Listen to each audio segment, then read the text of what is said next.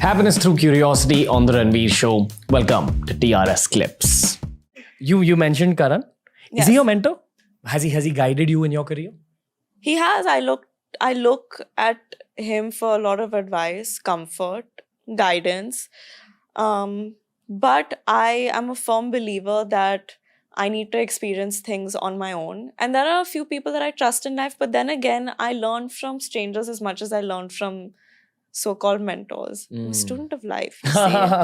But if there's anyone's opinion I trust immensely, he would definitely be one of those Yeah. people. Also in your industry, I mean, he is someone who's seen 25 Everything. years of it. 25? Yeah, 25 years of it. Yeah, and a lot of people don't know this, but when he inherited his dad's company, it wasn't the dharma production. Obviously, it was revered and respected, and his father was extremely loved and done some great work. But I think financially and in terms of notoriety, the place that Dharma Productions is at today wasn't where it was at when he inherited it, and he had a huge hand to play in that journey.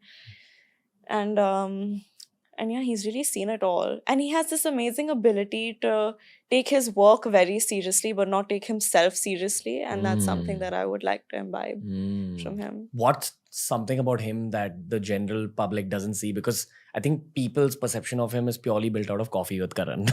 But I feel there's a whole other side to him. I've been with him in meeting rooms and he's a very sharp business person, full of jokes and humor. And he's very He's got polite. the sharpest brain. though. Yeah, probably one of the sharpest people I've met. Yeah. One thing that people don't see in him is that he's human. They Okay. love to hate him, but they'll all log on to their Hotstar accounts and watch that Coffee with Karan episode and laugh and get entertained by it.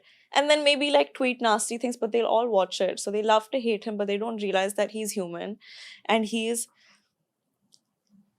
made careers, he's made lives of people that aren't just already from the industry. You're not looking at the people that he helped that weren't from the industry. And also, you're not...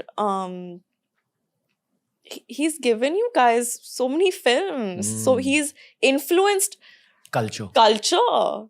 Yeah. His films are iconic, and yeah, I know there are going to be a slew of comments calling me a kiss ass, but like, I don't care. That man gets enough hate, and for what? For being who he is. Yeah, I think one of the things that's not highlighted about him as a business person is that he's been one of the most aggressive job creators for the media industry in The general. media industry, and I'm just saying, you've enjoyed his films. Yeah. They say that any business is a manifestation of the founder's energy. Yeah. And what you're saying about him inheriting it from his dad, who had also done a fantastic job. Yeah. He was a legend in his own right. Yeah. But this person's energy is there for everyone to see.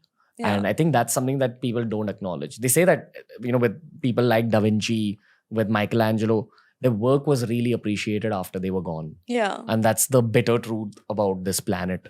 But that always happens. Say something more about him. I mean, he is a person, right? And just because he's made himself so accessible to you for your entertainment doesn't mean you have the ownership to Say whatever you want. say whatever you want. And everyone makes mistakes, but I think what people need to understand is they love putting actors, especially, or people in the public eye, into boxes. And I think he became a convenient scapegoat in a larger narrative. And see, I get it. You hate people that you can't relate to. He represents privilege, he represents fame, he represents a lot of affluence, and he is one of the few people that aren't apologetic about it.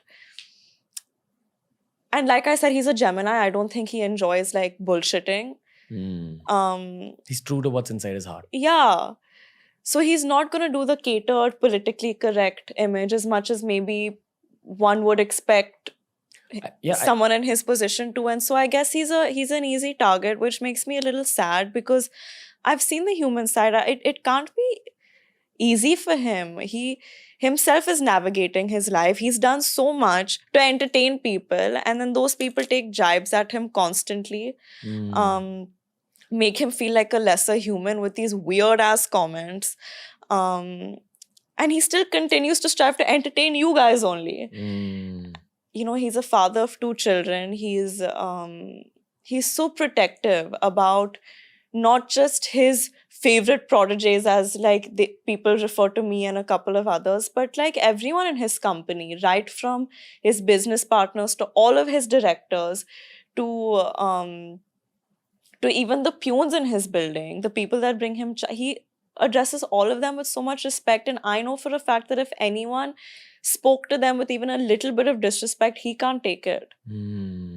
Yeah, and that's what people don't know about the truth about person, what happens behind.